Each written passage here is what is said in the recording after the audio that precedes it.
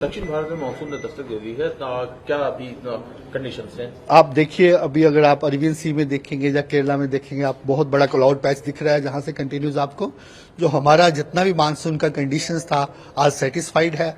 Rainfall तो खैर काफी दिनों से वहां हो रहा है, बिन fairly widespread to widespread, बिन 50 से इवन 100% स्टेशन रेनफॉल रिपोर्ट कर रहे हैं वहां पे।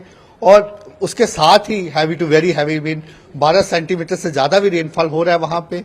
और जो वेस्टर्ली की स्ट्रेंथ है वो अप टू 4.5 किलोमीटर है और लो लेवल में विंड काफी स्ट्रांग है। इसको मद्देनजर रखते हुए सारी कंडीशन सेटिस्फाई होने के बाद हमने केरला में आज मानसून एडवांस किया है। इसके अलावा जो दूसरा पार्ट किया है, मैं आपको इस पिक्चर्स के माध्यम से समझाना चाहूंगा। जैसे मानसून का पैटर्न आपको दिख रहे हैं, ये आपका नॉर्मल पोजीशन होता है मानसून का, ठीक है, ऐसे कवर करता है। अभी इसने केरला का हिस्सा कवर किया है, मोस्ट पार्ट ऑफ केरला कर लिया, उसके साथ ही नॉर्थ ईस्ट के काफी हिस्से कवर हो गए हैं। और आने वाले दिनों में हमारा यही अनुमान है, 3-4 दिनों में ये तमिलनाडु, कर्नाटक के कुछ हिस्से और कवर करेगा और साथ में ही सब हिमालयन वेस्ट बंगाल के और रिमेनिंग नॉर्थ ईस्टर्न स्टेट भी कवर हो जाएगा। सर, जो नॉर्थ ईस्टर्न स्टेट में मानसून वो थोड़ा पहले रिपोर्ट किया जा रहा है, उसकी क्या वजह है? देखिए, उसमें क्या है, जैसे उसका नॉर्मल डेट 5 जून था, वो आज ही हो गया। इसका 1 जून लिखा हुआ है, ये भी 30 को आ गया, ठीक है। उसका रीजन यही था कि जो करंट जो इसकी विंड्स हवा का पैटर्न है वो पहले एस्टेब्लिश हो गया।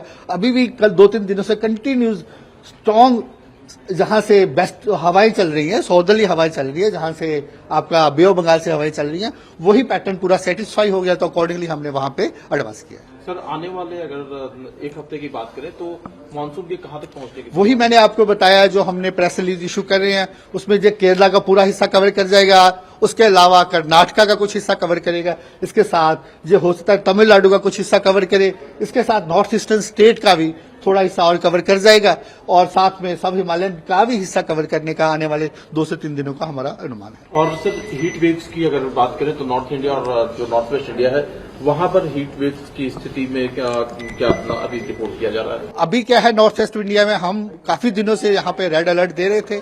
अभी कल से क्या है कि वेस्टर्न डिस्टर्बेंस प्रभाव कर रहा है, जिसके कारण एनसीआर, दिल्ली, हिमालयन, पंजाब, हरियाणा में हल्का फुल्का रेनफॉल हुआ है। उसका कारण एक तो वेस्टर्न डिस्टर्बेंस है, उसके अलावा जो हवाओं का रुख है, जो वेस्टर्ली हवाएं होती हैं पाकिस्तान की तरफ से आती हैं, वो पैटर्न चेंज हो गया कल से, वो अभी अरेबियन सी से आ रहा है और उसके कारण क्या है कि टेम्परेचर्स में ग्रेजुअली गिरावट आ रही है, जिसके लिए कल तक हमारा रेड अलर्ट था। इसलिए हमारा अभी नॉर्थ वेस्ट इंडिया में ऑरेंज अलर्ट दे रखा है। उसका कारण यही है कि काफी हिस्सों में टेम्परेचर्स कम हो जाएंगे, लेकिन फिर भी heat wave to severe heat wave, जैसे मई महीने का जो हीट वेव आता है वो थ्रेशोल्ड बेस्ड आता है कि फिर भी 47+ टेम्परेचर्स आने वाले दिनों में आज के लिए कहीं ना कहीं पहुंच सकते हैं पंजाब, हरियाणा, एनसीआर, दिल्ली, राजस्थान। लेकिन जो सीवियरिटी है वो कम हो रही है और इसके बाद कल और कम हो जाएगी। हमने जो वार्निंग रखा है कल और परसों येलो अलर्ट रखा है, उसके बाद ये ऑलमोस्ट खत्म हो जाएगा।